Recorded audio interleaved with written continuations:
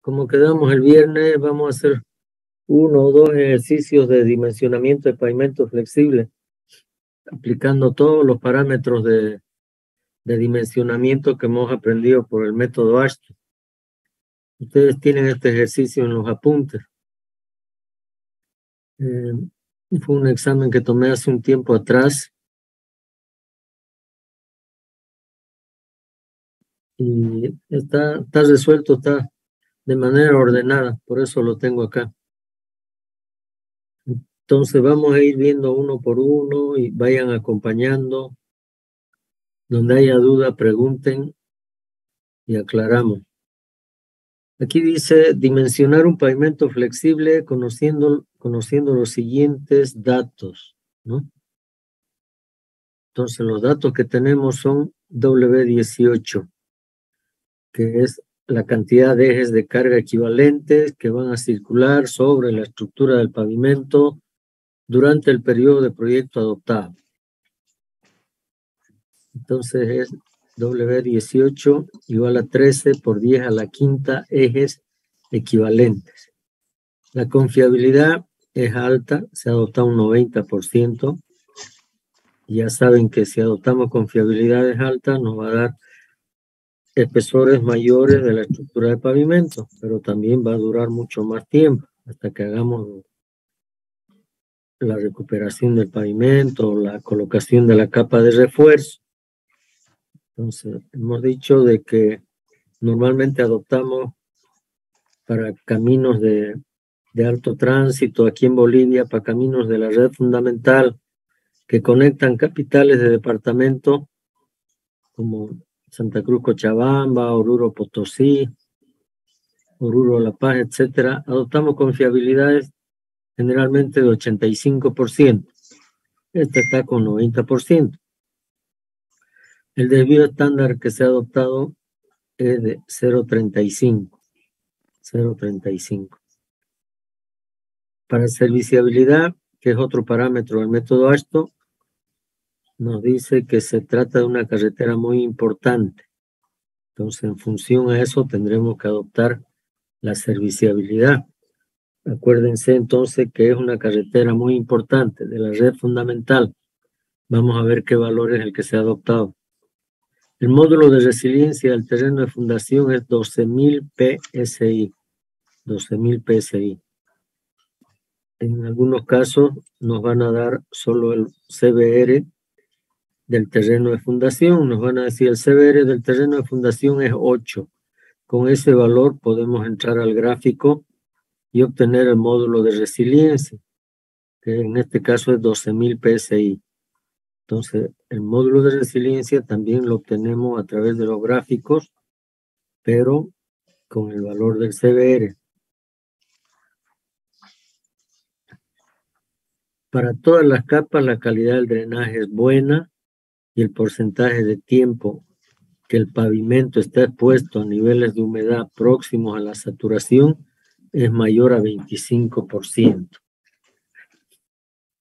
Con esa información, nosotros tenemos que calcular o obtener los coeficientes de drenaje para la capa base y la capa subbase, y las subrasantes mejoradas si es que hubiera. Esto es lo que nos va a servir para obtener esa información. Tenemos que saber la calidad del drenaje, si es buena, regular, mala, y además el tiempo que el pavimento va a estar expuesto a niveles de saturación. En este caso, próximo es mayor a 25%, dice. En cuanto a materiales, para que hagamos el dimensionamiento, tenemos disponible en campo solo estos materiales, no hay otro. La carpeta asfáltica va a tener una estabilidad Marshall de 1.800 libras. Después de hacer varios ensayos, hemos obtenido ese valor promedio para la estabilidad Marshall de la carpeta asfáltica, 1.800 libras. Para ese valor de estabilidad Marshall le va a corresponder un coeficiente de aporte estructural, que lo vamos a ver más adelante. Vamos a trabajar con CBR de ripio natural 40%. Con ese CBR de 40 vamos a obtener también cuál es el coeficiente de aporte estructural que le corresponde a la subbase de ripio natural. Esta va a ser la subbase, ¿no? Porque es 40. Y hay CBR ripio triturado 80%. Esta que es de mayor valor de soporte tiene que ser lógicamente la capa base. No vamos a poner un material de menor calidad arriba. Vamos disminuyendo la calidad de los materiales. Primero la carpeta asfáltica, luego la capa base con CBR ripio triturado 80% y finalmente la subbase de ripio natural 40%. En algún ejercicio podemos tener subrasante mejorada con CBR 20, para de último. Hay una recomendación para el dimensionamiento, adoptar los espesores mínimos recomendados por el método Ashton y calcular luego los espesores faltantes de la estructura de pavimento flexible. Ese es el ejercicio, ¿no?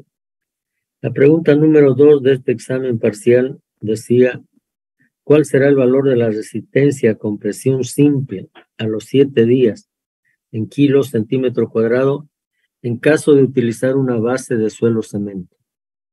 Lo vamos a hacer también. Vamos a ver cómo se determina. ¿Alguna pregunta? Esos son los datos entonces. Ejes equivalente, confiabilidad, desvío estándar, serviciabilidad, módulo de resiliencia, calidad del drenaje, los materiales con los que vamos a utilizar a construir el pavimento y listo. Solución. Para esa cantidad de ejes de carga equivalentes, que es 13 por 10 a la quinta o 1,3 por 10 a la 6, ¿no es cierto? He dicho que acá podemos entrar con ese valor, pero cuando entremos al gráfico o al ábaco necesitamos siempre que el W18 esté expresado en millones. Entonces, en este caso vamos a utilizar 13 por 10 a la quinta.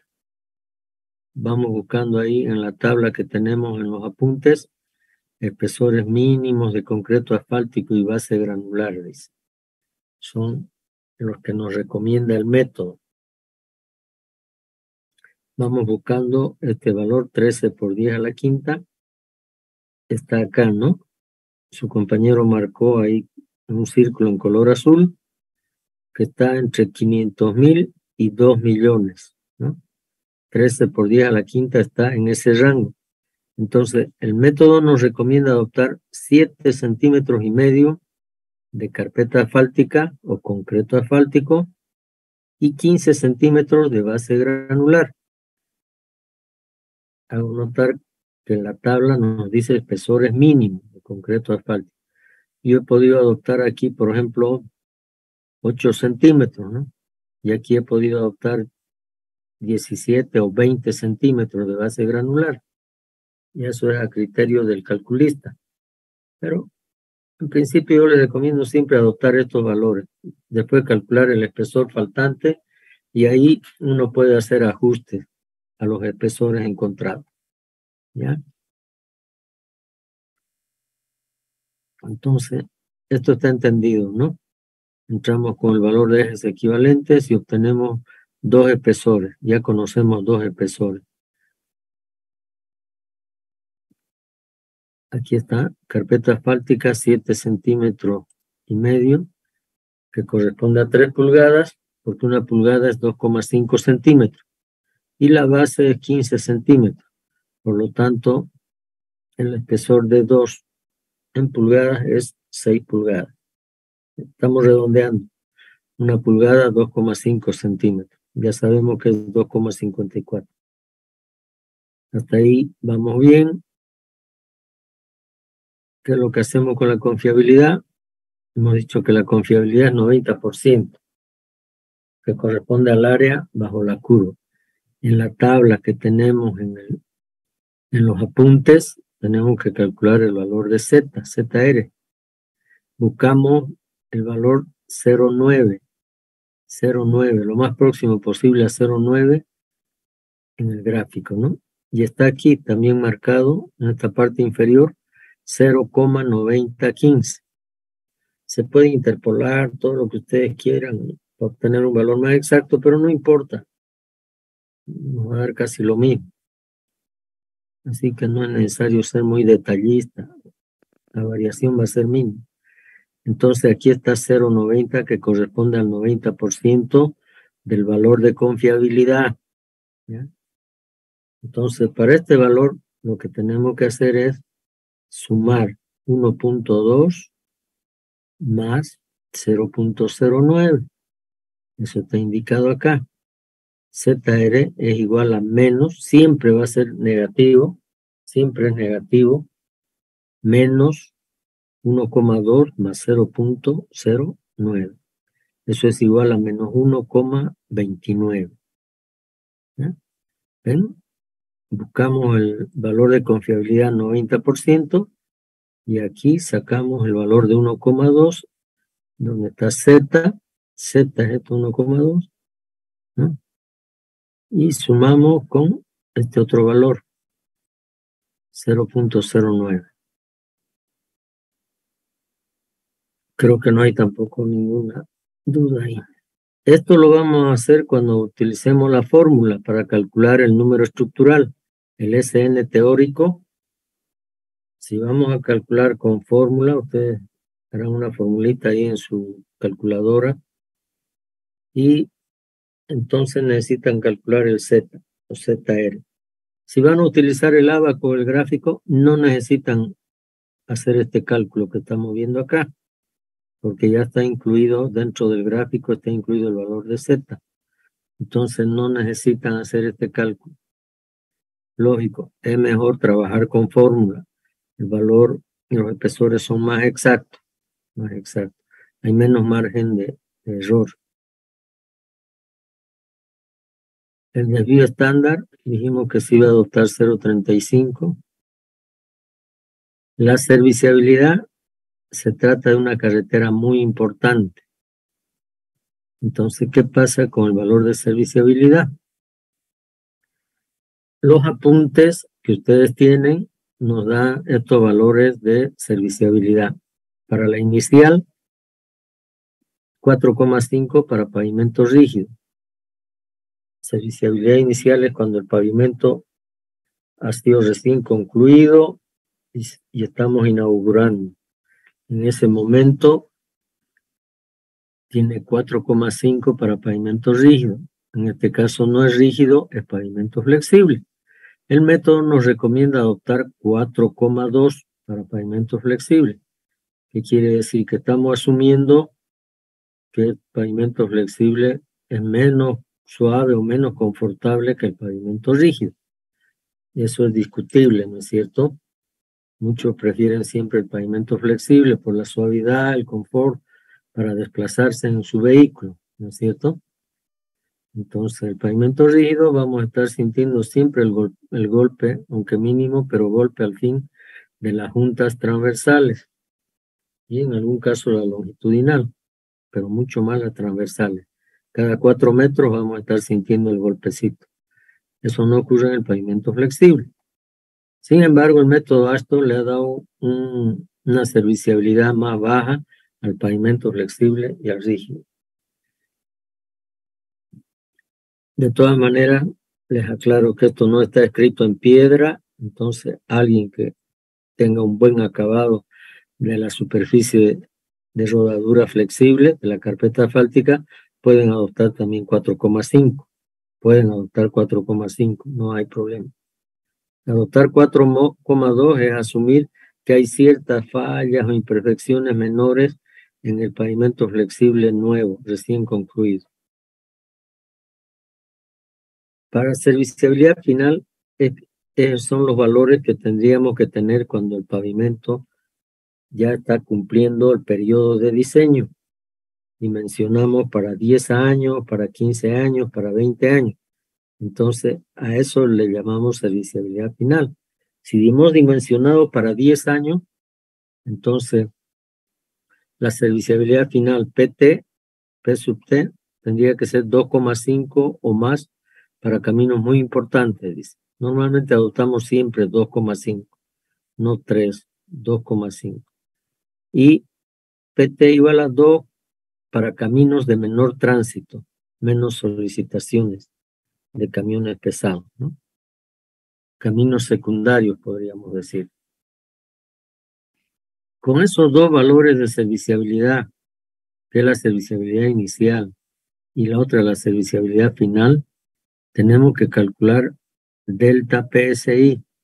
Delta PSI es la diferencia de la serviciabilidad inicial menos la serviciabilidad final.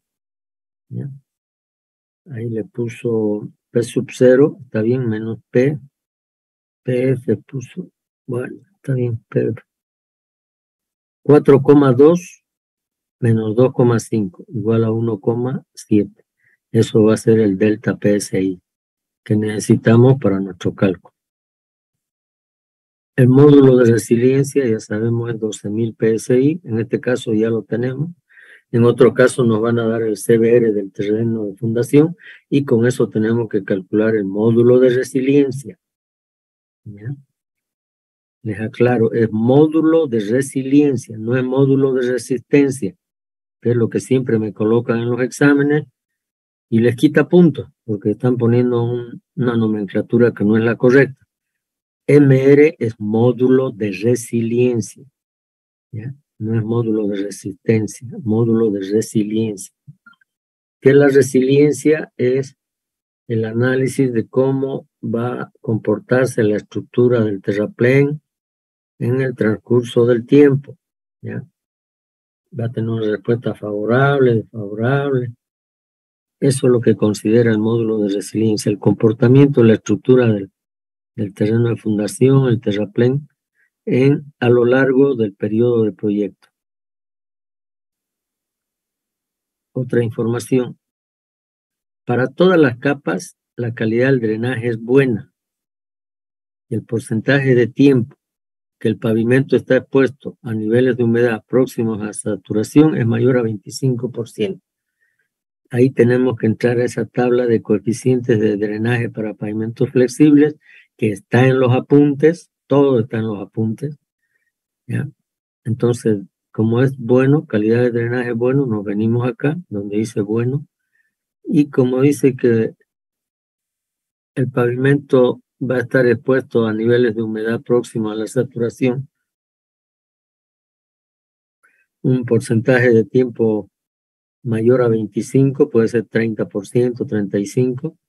Entonces nos venimos a esta otra columna, la última columna, y bajamos ahí una vertical y donde se intercepte con la calidad de drenaje, ese es el coeficiente de drenaje, ¿ya?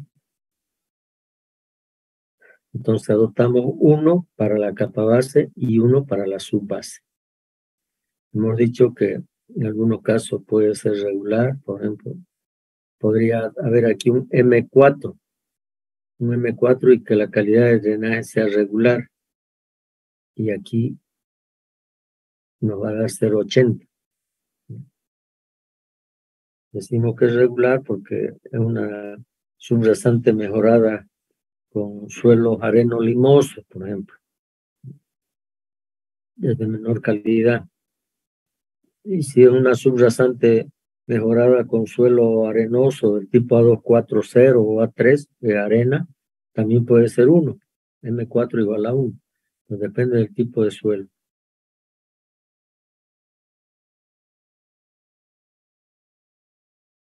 Los únicos materiales disponibles en campo son la carpeta asfáltica, que tiene que tener estabilidad Marshall 1800 libras. Entonces entramos a ese ábaco que ustedes tienen en los apuntes, entramos con el valor de 1800 libras, trazamos una horizontal y ahí obtenemos entonces el coeficiente de aporte estructural para la carpeta asfáltica, A1. Aquí está en rojo, carpeta asfáltica A1 igual a 0,4115. Alguien por ahí va a obtener 0,42, está bien, no hay problema. ¿Ya? No se olviden, entramos siempre con la estabilidad Marshall. con el ensayo de estabilidad marginal. Podríamos entrar si es que tenemos también con el valor de cohesión, o el módulo resiliente, pero lo más factible es siempre que haber hecho el ensayo de estabilidad Marshall y con ese valor obtener la coeficiente de aporte estructural A1. En este caso 0,415.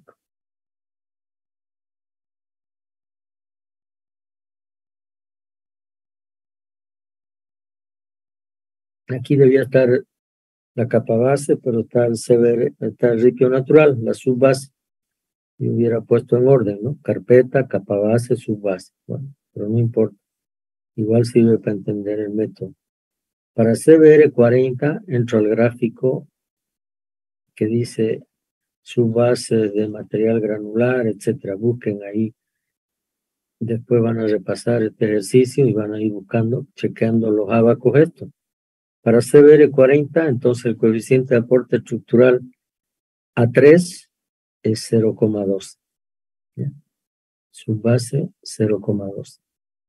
Y lo mismo para la capa base de ripio triturado con 80%. Para 80, 0,135. CBR 13,5. Ahí está. Listo. Bueno, con eso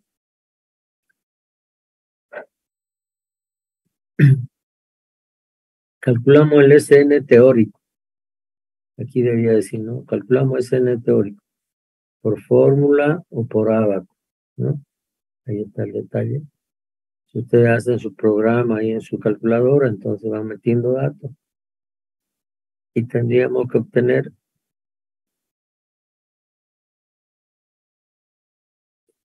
un número estructural SN igual a 2,89. A alguien le va a dar 2,9 o le va a dar 2,88. No hay problema. Pero que no nos dé 2,7, ¿no? O 3. Ahí algo hemos hecho mal, ¿no? Con ese SN teórico, calculado por fórmula o por gráfico, calculamos el espesor faltante de la subbase, que es lo único que nos faltaría en la fórmula. SN, número estructural igual a 1 por D1 más a 2 por D2 por M2 más a 3 de 3 M3. Entonces, este valor de 2,89 lo trasladamos acá y decimos que es igual al coeficiente de aporte estructural de la carpeta, que es 0,4115 por 3, ¿no es cierto? El espesor era 7,5 centímetros, 3 pulgadas, más D2, que es 0,135 por 6 por 1, más 0,12 por D3 por 1. D3 es lo que no conocemos, los otros sí conocíamos, son espesores adoptados al inicio se adoptó al inicio, ¿no es cierto? Veamos, su compañero hizo ese trabajo al inicio, algunos pueden hacerlo después, no hay problema, pero él dijo al comienzo de entrada, voy a adoptar para esa cantidad de ejes de carga equivalentes, carpeta 7,5, base 15 centímetros. ¿Ven? Eso es lo que ha hecho él. Ahí está. Carpeta 3, base 6 y calculamos la subbase. Despejamos, hacemos operaciones y nos da 6,96. Aproximadamente igual a 7 pulgadas. Y yo les aconsejo que el 6,96 multipliquen por 2,5. Y después eso nos va a dar el centímetro y ahí redondeamos, ¿no?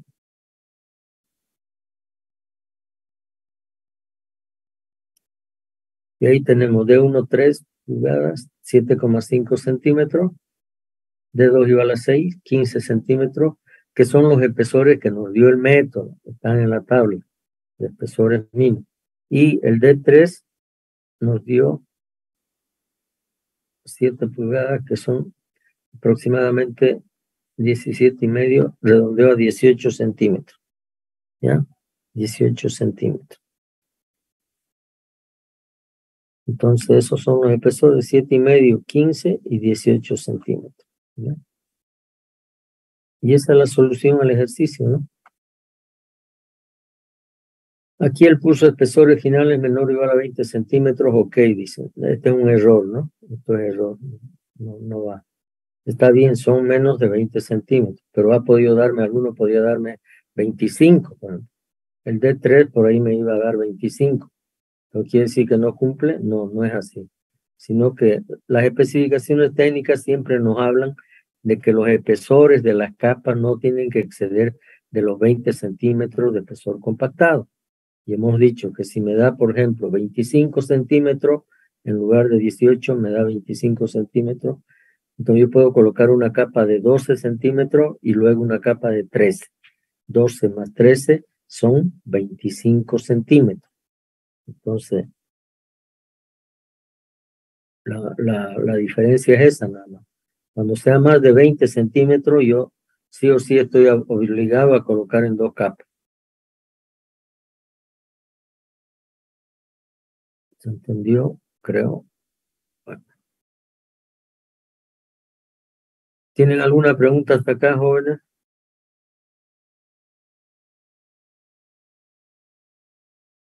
Hay 8 minutos.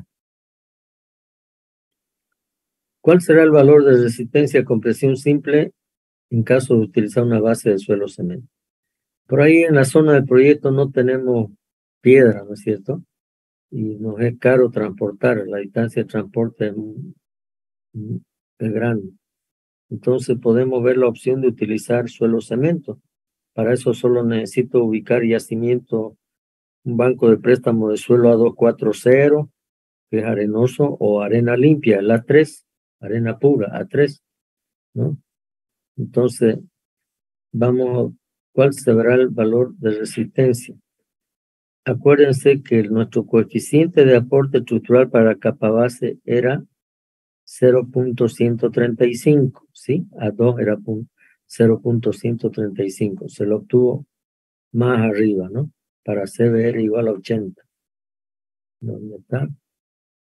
Aquí está. CBR líquido triturado 80. Ahí está, 0.135. Pero es para base de piedra triturada. Yo lo que hago es agarrar ese valor y hacer a la inversa, ¿no?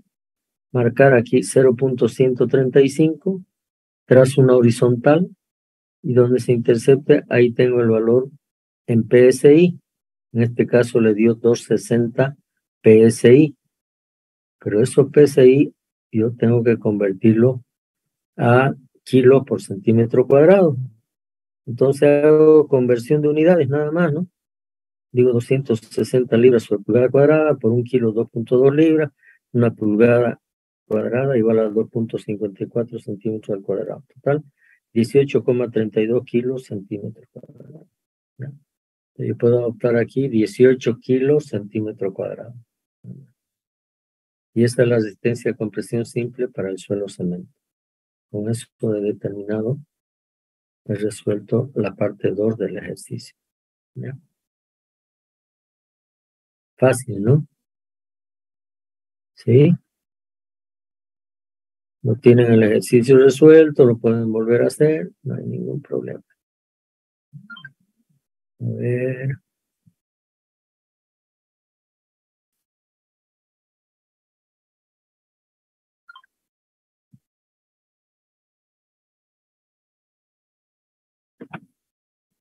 Solo un ratito.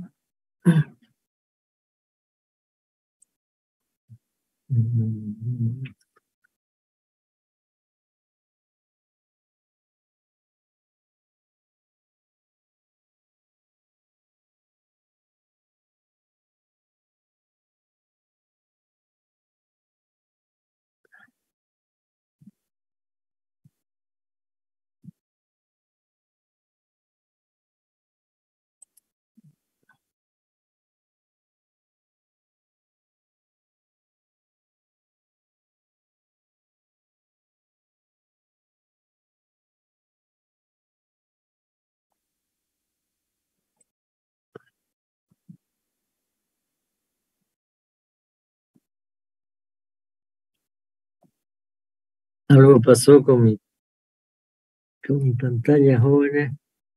No estoy pudiendo volver al ejercicio.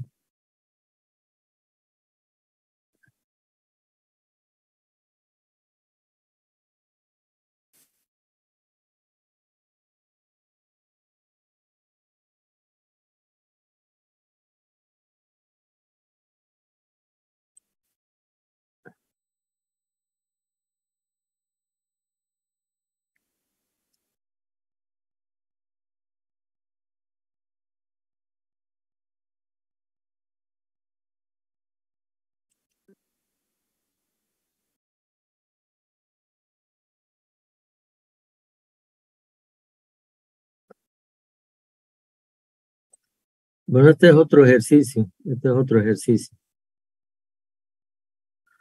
Tienen varios ejercicios ahí en los apuntes, ¿no? Que lo pueden ir resolviendo. Así rapidito, a ver, aquí tengo el número estructural 3,2, tengo los ejes de carga equivalentes, 1,5 millones de repeticiones, la fórmula está ahí, el número estructural, convierto, según la tabla 8.2 dice, carpeta asfáltica 7,5, capa base 15, ¿no? Tengo la estabilidad Marshall 1800, le corresponde un 0,43 casi, en este caso. Para Severo 80, 0,135 el coeficiente de aporte, para subbase 0,2. Adoptamos M2, M3, 1, de 1 igual a 7,5 centímetros, 3 pulgadas, de 2, 6 pulgadas, de 3 no sabemos. Entonces reemplazo valores acá y despejo de 3, lo mismo que el ejercicio anterior. Y ahí me da 9,1 pulgadas, igual a 22,9 centímetros la subbase, adoptado 23 centímetros de subbase, 23 centímetros de subbase. Pero los espesores de pavimento son carpeta 7,5, capa base 15 y subbase 23. ¿Ya? Ahora, ¿qué es lo que hemos hecho acá? Eso para no exceder los 20 centímetros y tener que colocar en dos capas, 23 tendría que colocar en 11 y 12. Esos 3 centímetros los estoy transformando a capa base. 3 centímetros multiplico por el coeficiente de aporte de la subbase dividido entre el coeficiente de aporte de la capa base. Me da 2,66 centímetros, redondeando 3 centímetros de base. Entonces, ¿cuáles van a ser mis espesores finales? Carpeta 7,5, la capa base ya no es 15. Estoy sumando estos 3 centímetros que tengo acá, me da 18. Y la subbase, sí, queda en 20. Ya no 23, sino 20. ¿Ven? Esos utilizando los coeficientes de aporte estructural. Por eso tanto les insisto que aprendan bien a manejar los coeficientes de aporte para hacer cambios, para hacer ajustes en los espesores que nos dé la aplicación del método. ¿Ya? Bueno, jóvenes, aparte de este tienen otros 2 ejercicios más que se los dejo para ustedes. El día viernes entramos a ver espesores de refuerzo, cálculo de espesores de refuerzo para pavimento flexible. Seguimos, ¿no? Con eso vamos a terminar toda la parte de pavimento flexible. ¿Ya? Bueno, eso es todo por hoy, jóvenes. Eso es todo por hoy. Os dejo descansar nomás. Yo también me voy a mirar mi novela. Y nos vemos el viernes en clase presencial. ¿Ya? Gracias a todos. Chau, chau. Ingeniero, gracias. Ingeniero. Hasta luego, ingeniero. Hasta luego, ingeniero.